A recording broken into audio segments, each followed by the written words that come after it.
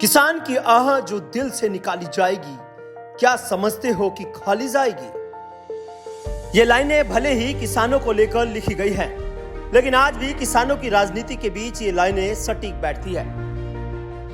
चौधरी चरण सिंह ने जिस कार्रवाई की शुरुआत किसानों से की थी, आज फिर वही राजनीतिक विरासत बचाने को जद्दोजहद में उनके पोते चौधरी जैन सिंह नजर आ रहे हैं। दिल्ली में जिस सरकारी बंगले को अजीत सिंह के चुनाव हारने पर सरकार ने छीन लिया था, आज फिर उसी बंगले को पाने की चाहत आरएलडी के नेता पाले बैठे हैं, क्योंकि चौधरी जैन सिंह ने राज्यसभा के जरिए दिल्ली की राजनीति में कदम रख दिया है। चौधरी जैन सिंह को दिल्ली में सरकारी बंगला मिलना है, लिहाजा अब उनका पुराना तुगलक रोड बंगला नंबर 12 जैन सिंह को मिल जाए, इसकी उम्मीद उनके नेता जन भावनाओं के अनुसार कर रहे हैं। राष्ट्रीय लोकदल के राष्ट्रीय अध्यक्ष आदरणीय चौधरी जैन सिंह जी राज्यसभा के लिए निर्विरोध निर्वाचित हुए हैं और मैं उम्मीद करता हूं और ये मांग भी करता हूं केंद्र सरकार से कि 12 तुगलक रोड की जो कोठी है वो किसानों की सम्मान और स्वाभिमान का प्रतीक है। परम श्रद्धेय किसानों के भगवान चौधरी चरण सिंह जी का वो आवास चौधरी अजीत सिंह जी अपने लगभग आखिरी समय तक कुछ ही दिनों पहले तक उस 12 तुगलक रोड की कोठी में रहे। वहाँ भावनाएं जुड़ी हुई है इस देश के किसानों की, वो घर इस देश के किसानों को अपना घर लगता है।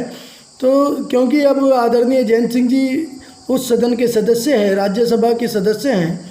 तो इस नाते मैं ये मांग भी करता हूँ और उम्मीद करता हूँ कि जन भावनाओं का सम्मान केंद्र सरकार रखेगी और 12 तुगलक रोड की कोठी हमें वापस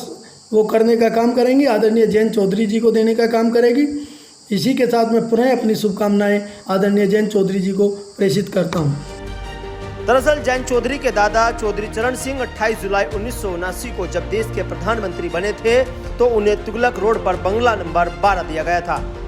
कई दशकों तक चौधरी परिवार उस बंगले में रहता आया था, लेकिन 2014 में एनडीए सरकार बनने के बाद उस बंगले को खाली कराने की मांग जोर पकड़ने लगी थी।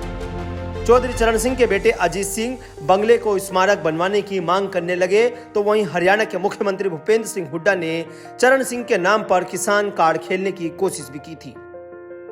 क्योंकि चौधरी चरण सिंह के देहांत के बाद भी बंगला नंबर 12 किसान ट्रस्ट की गतिविधियों का केंद्र रहा और उनके बेटे चौधरी अजीत सिंह इसका संचालन करते रहे। चौधरी अजीत सिंह के समर्थकों ने दिल्ली पहुंचकर भारी विरोध भी करना शुरू कर दिया और कड़ी मशक्कत के बाद आखिरकार सरकार ने चौधरी अजीत सिंह से यह बंगला खाली करा लिया था। हालांकि एक बार फिर से किसान राजनीति के सहारे चौधरी अजीत सिंह के बेटे चौधरी जैन सिंह अपनी राजनीति को पॉलिश करने में जुटे हैं और हाल ही में राज्यसभा जाने के बाद जैन सिंह को दिल्ली में फिर से बंगला मिलने जा रहा है। अजीत सिंह के बाद जयंत चौधरी ने पार्टी में नई जान डालने का काम किया, तो वहीं खुद को केंद्रीय राजनीति में भी स्थापित किया। वैसे तो जैन चौधरी करोड़ों के मालिक हैं, लेकिन दिल्ली में आज भी इस चौधरी परिवार का खुद का कोई घर नहीं रहा। चौधरी अजीत सिंह अपने अंतिम समय में किराए के घर में रहते थे और जब फिर से उनके बेटे जयंत सिंह को राज्यसभा जाने के बाद सरकारी बंगला मिलने जा रहा है, तो उनका समर्थक इसको लेकर भावुक भी है।